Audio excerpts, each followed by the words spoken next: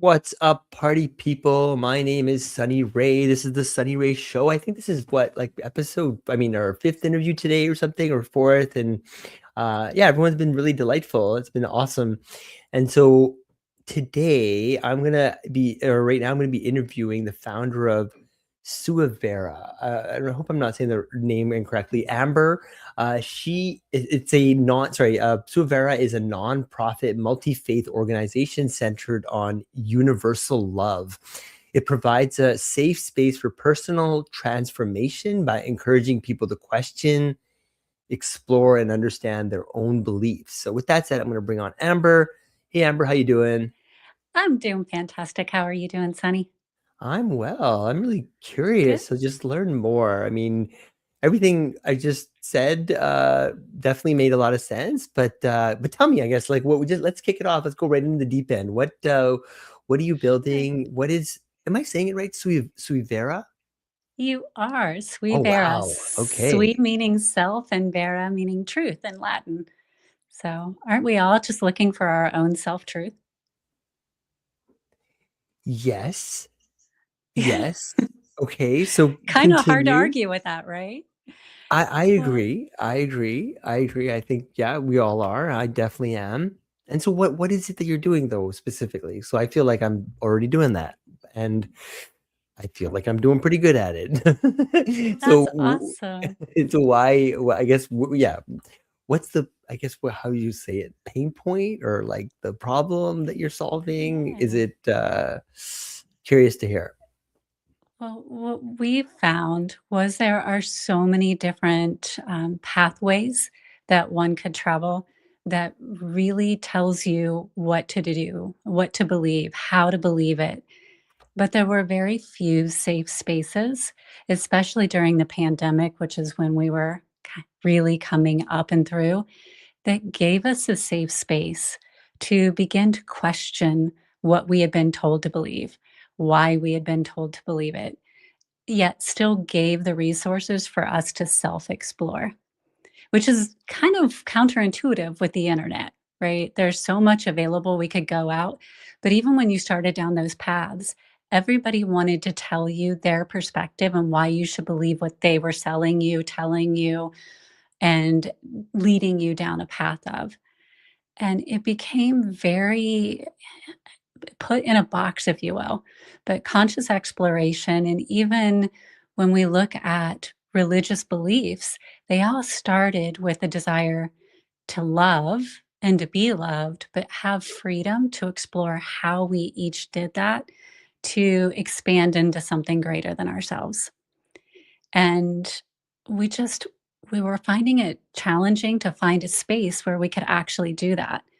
So we just started online really in May of 2020. We thought we were going to do brick and mortar, wasn't available because we all know what was happening in May of 2020. So we went out online and we said, hey, is anybody else facing this? Before we knew it, we were at about 103,000 people in a month who said, yeah, I'm facing this. Took a poll and said, okay, what is your pain point? And everyone said, well, I want the information. I just don't want everybody telling me what I should do with it. So we took that and we created this organization where we have people of all belief systems, all backgrounds, who are willing to come at this from a space of just deep love for humanity, but not a willingness to tell you what to do with the information they're giving you. Just ask me questions from curiosity, only curiosity with an open mind.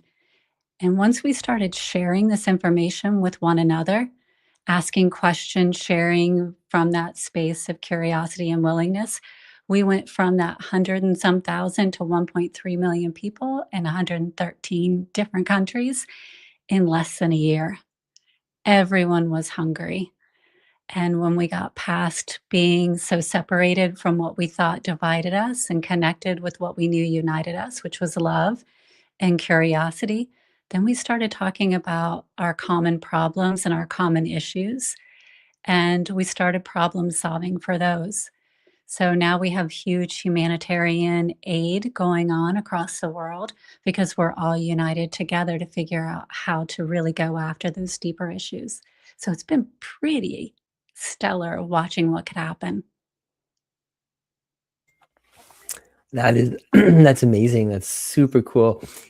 During COVID, um, I ended up starting this show with one of my dear friends called the Love and Freedom Show, where we would interview all the truckers. Yeah, it was a crazy fun time. Anyways, I'm kind of bringing that show back now after a couple of years in a slightly different context. But yeah, So, definitely a lot of that. Yeah, go ahead. what did you learn from interviewing all of those individuals? Because truckers were just all over the place and seeing so many Mhm. things. I can imagine what you learned from that. I mean, it wasn't just truckers, but it was a lot of the people that were, kind of like a part of the movement and, just people that were on the ground and truckers as well. But what did I learn? I was kind of ready to book it, to be honest, from Canada during that time. It was kind of a dark time, right? Where, like you said, people just kind of went along. I mean, and now I think a lot of people maybe, hopefully, I don't even know, are waking up to what was going on like 5 years ago, but during the time, to have, a different opinion than the masses was like heresy. And so what did I learn? I learned that I learned that Canadians are freaking awesome, and that truckers are even more awesome, and that yeah, and that there are people with a lot of courage. I guess I felt like that was a real turning point in kind of like the whole movement. Like it was like the first real kind of turn away from it, right? Or at least maybe I'm overseeing it, but yeah, I felt like it was ground zero, and I was just like honored to be Canadian for a little bit, and instead of ashamed of it. And so I felt like that was a big time. That's incredible. Thank you for sharing Hmm. that. Hmm. I was gonna ask you, so you trained as a master level life coach and an integrative kind of health coach across world religions, holistic health, and quantum sciences Yeah. before all of this existed. So how did those different disciplines and end up pointing you towards like one thing? For me, my entire life, I've been very focused on patterns because we do see patterns and cycles repeat over and over, whether that's in nature or throughout our universe. And to look at it from religion, culture, science, I really just wanted to understand how does that impact me personally? And how can it help me be healthy, whole, and really connected to myself? Because once I knew that, then if somebody came to me curious, I could ask them the questions that would help them go out and explore for themselves. So it really just helped me get to a space where I had enough information and I had seen enough patterns to go, oh, we're making this really hard. And it really doesn't have to be that hard. We think we're all saying different things, but we're not. We're just saying it a different way. We're coming at it from different lenses. And when I take a step back, I can even look at myself and say, I'm making this a lot harder than I need to. And if somebody comes and asks questions and seeks clarity for themselves, I can at least offer the questions that can help them ask themselves, am I making this harder than I have to in my life? Or is there a way I can look for patterns that can simplify this? So I'm not so stressed out all the time, or I'm losing sleep over something that maybe I don't need to be losing sleep over. And what convinced you that a multi-faith approach could actually hold together at scale rather than, pleasing no one? That is a brilliant question. Honestly, I wasn't convinced, but I thought we've got to at least see if it's possible because again, when we look at the patterns, and I had studied so many different global religions, and when we broke it down to the common denominator, we were all striving for the same bottom line, which was love and connection. and finding our path to the infinite in some way. So if we could just get to a point where we would speak from that point of language, then we could start to communicate with each other from that space. And when we saw the first connection happen in Pakistan, where we had a Muslim and Christian community that were really fighting with each other, and we said, okay, let's put that aside and let's focus on the kids. There are these children who are not getting to go to school. And you want your community to do better. You want it to be stronger. You want it to be more connected. If these kids have an education, then that is one step toward achieving your goal. So if we can put all that aside, focus on love and taking care of these children, then we can get there. That one step, we can get that there. And so that's what we did. We just started with helping these children get to school, regardless of why they weren't going to school. And next thing you know, the community started communicating around that and forgot their differences.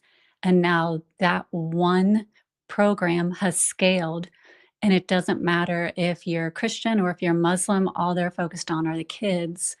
And now they're all working together, and the community is integrating instead of segregating. And it's been amazing to watch that happen.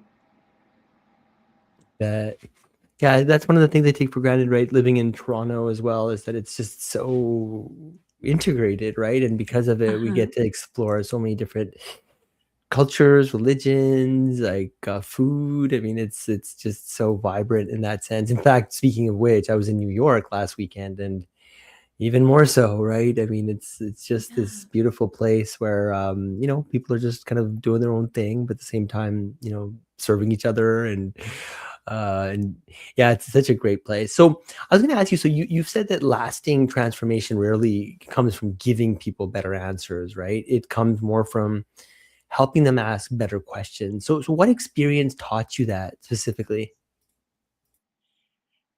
Well, number one, I know I don't like being told what to do. I doubt that you like being told specifically what to do. And so experience is really what led me to understand that. We go to events, we go down this path, and we desire people that we feel have all this experience to tell us what to do.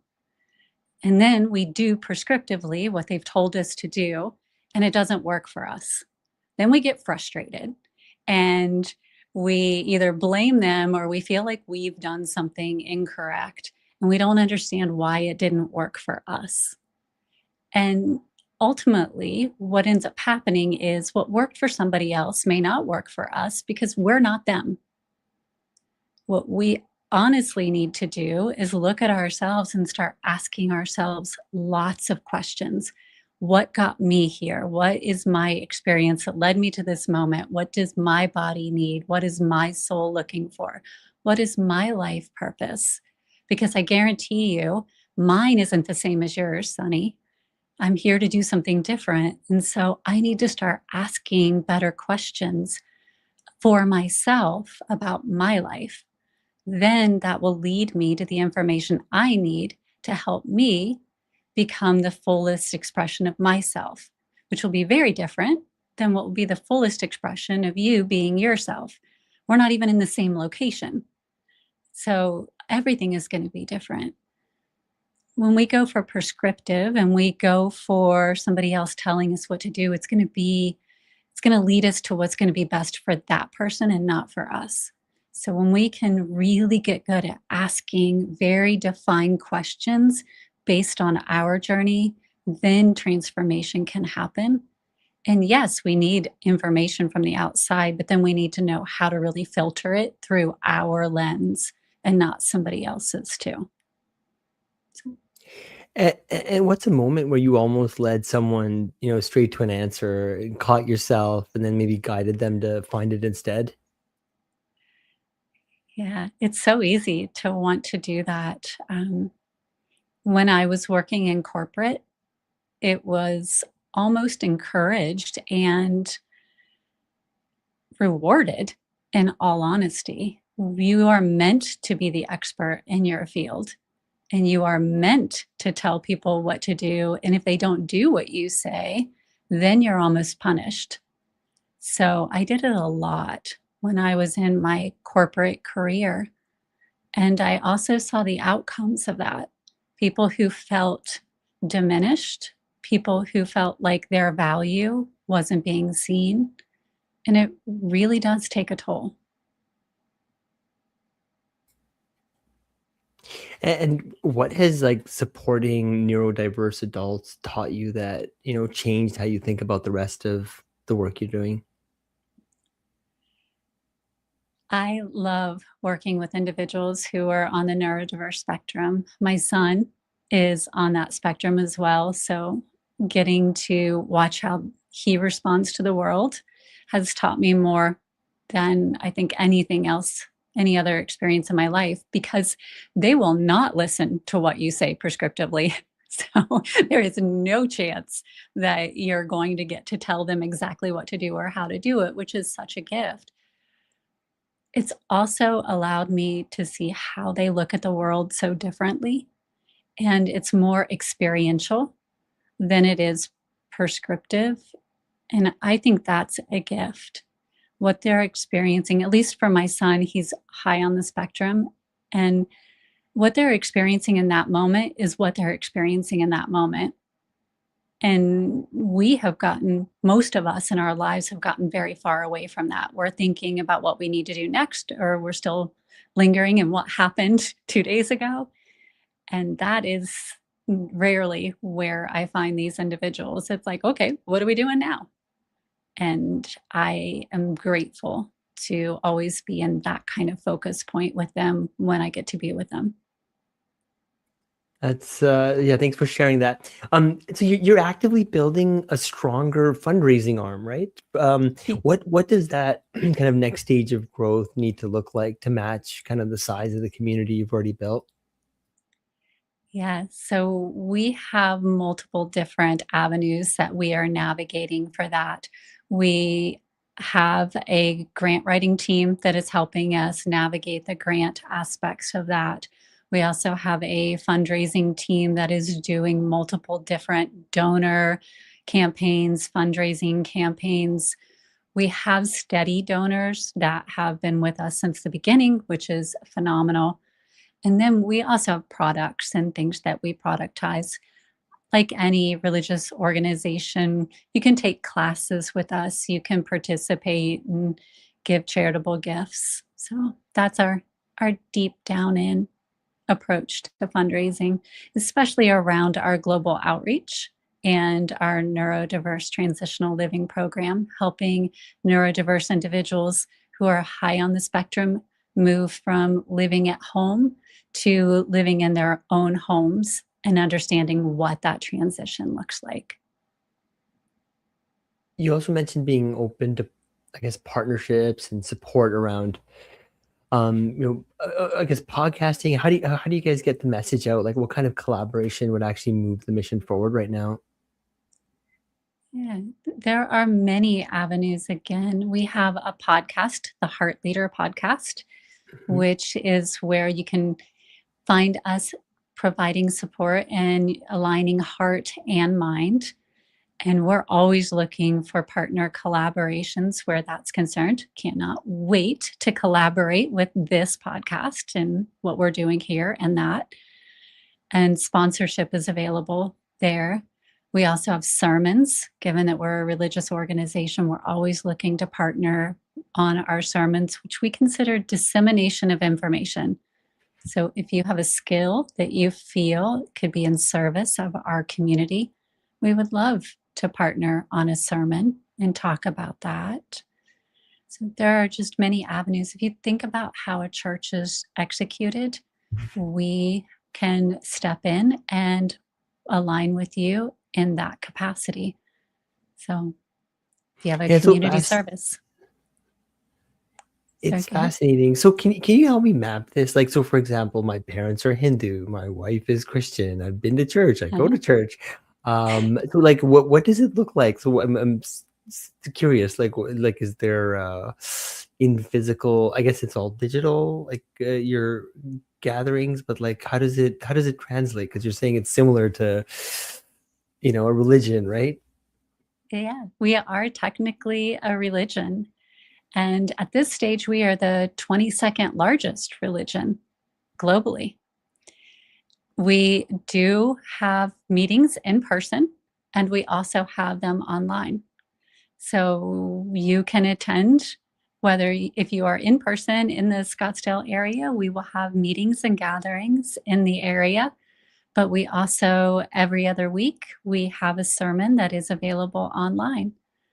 And the way that we approach it is just different. Okay, so how do you, uh, and you started this? We did. So how does one go about starting a religion? And please excuse my, but like I'm just No. curious, like like how does that even happen? I know it's not something you hear every day. It's No, that's why I love doing interesting this though. podcast because I get to meet people like you, right? That's completely outside of my, at least my worldview for sure. So yeah, I'm Understandably. curious. So how did you? It's just fascinating, right? But like, yeah, how does one even go about doing that? It's a little easier than one might think.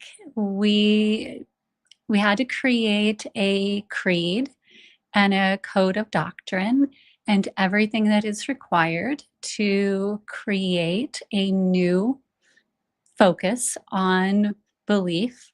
What we did not do is create a dogma, because a dogma is how you go about telling people what to do. We did not want to have a dogma. So we are a dogma free belief system. That doesn't mean that we don't welcome other belief systems that do have a dogma. So, Christianity, Judaism, you can come in with whatever approach you desire to take up the mountain. We love it. We want to learn from it. But part of the reason we are dogma free is so that you can bring your own approach to walking up the mountain. And if you're Jewish and my personal approach is kind of a blend between the Vedas and Buddhism, then I want to learn what can I take from you and your path up the mountain that might help me as I'm taking my path up the mountain. But I'm not going to tell you, you have to take my path. And you can't tell me that I should take your path, because that is us forcing each other versus, hey, I'm curious about yours. And you can be curious about mine if you would like to. And it's been really amazing to see how we're all respecting each other as we're walking. How did you come up with this idea? I don't know that we did. It was just one of those Emerge? things, Mm. yeah, where we were feeling it. And when we took it out onto our social communities, so many other people were feeling it too. And we all just united together, never thinking it would get to the size that it is now. So I And would how say it and was a how many people collaboration. are there that are a part of it now? You 1.3 said million three people, million people, and they're from all over one the world. all over the world.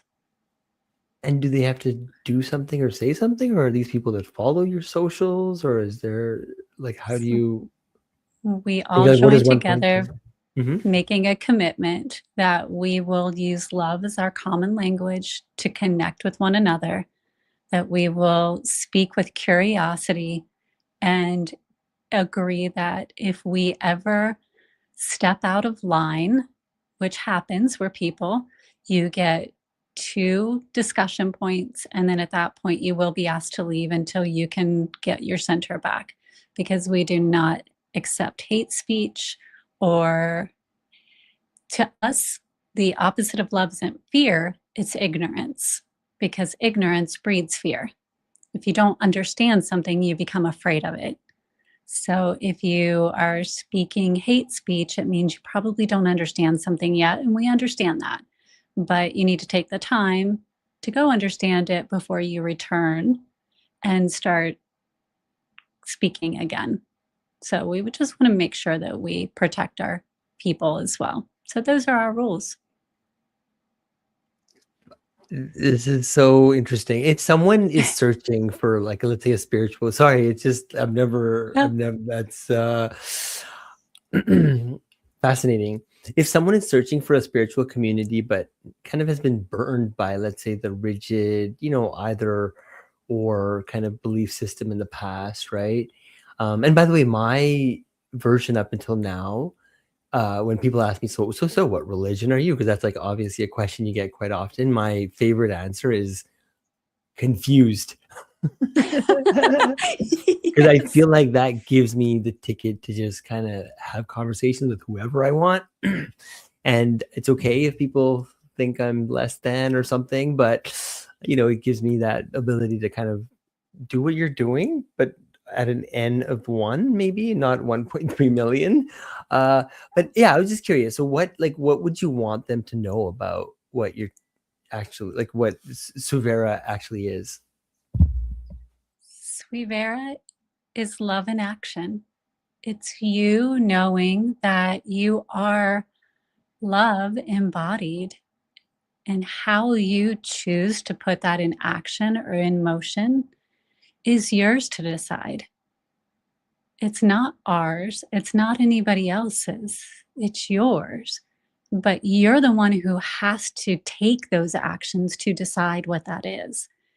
And if you don't have a safe space to come together with a supportive community to really understand that, then sometimes it feels like there's so much pressure being placed on you that you don't have the space or the capacity to do that.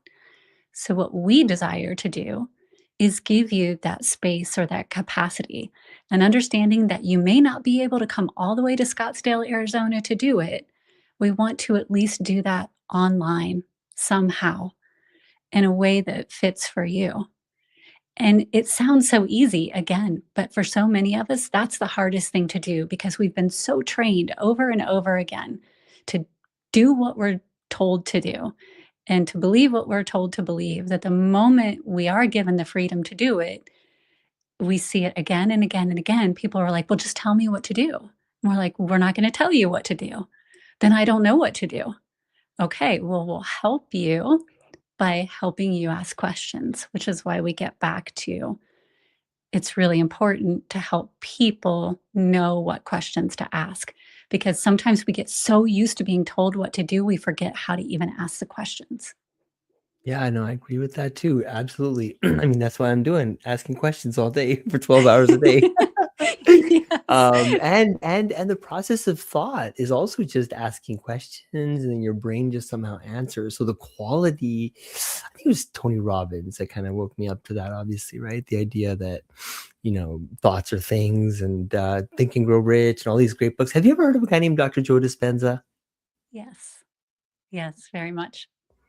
Yeah, he's had a like a transformational effect on my personal life. I just feel like yeah, he unlocked a lot of this. Like I remember I was coming out of church one day and my daughter, my 11-year-old, I think, was asking me, she was like, I learned about this like thing about evolution, but then there's this thing about, like how the Bible kind of approaches it. There's like this big disconnect. And she was like, is there like how do you like reconcile that? And my first instinct was to tell her, you don't.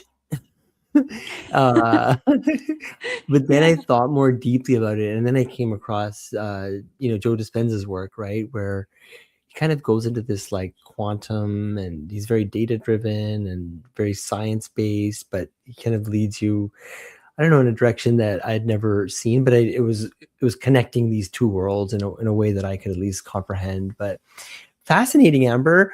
Where do people learn more about you? Where do people learn more about Suivera? And yeah, I guess we'll bring it to an end. And I guess, yeah, if there's anything else you want to share, happy to hear it as well. Okay. Well, they can learn more at Suivera, Hmm. SUIVERA.org.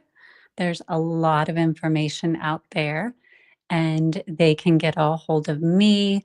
Um, it's just Amber, my name, at Suivera.org as my email. So feel free to reach out to me. Always happy to answer questions.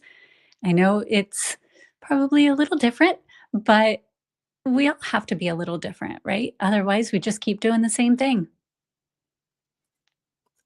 I couldn't agree more. Amber, thank you so much for your time. Thank you. I see we have a couple people listening as well live. So thank you all for tuning in. I really, really appreciate it. And yeah, I guess until next time. Amber, hang out for 1 minute. I'm going to bring this stream to an end.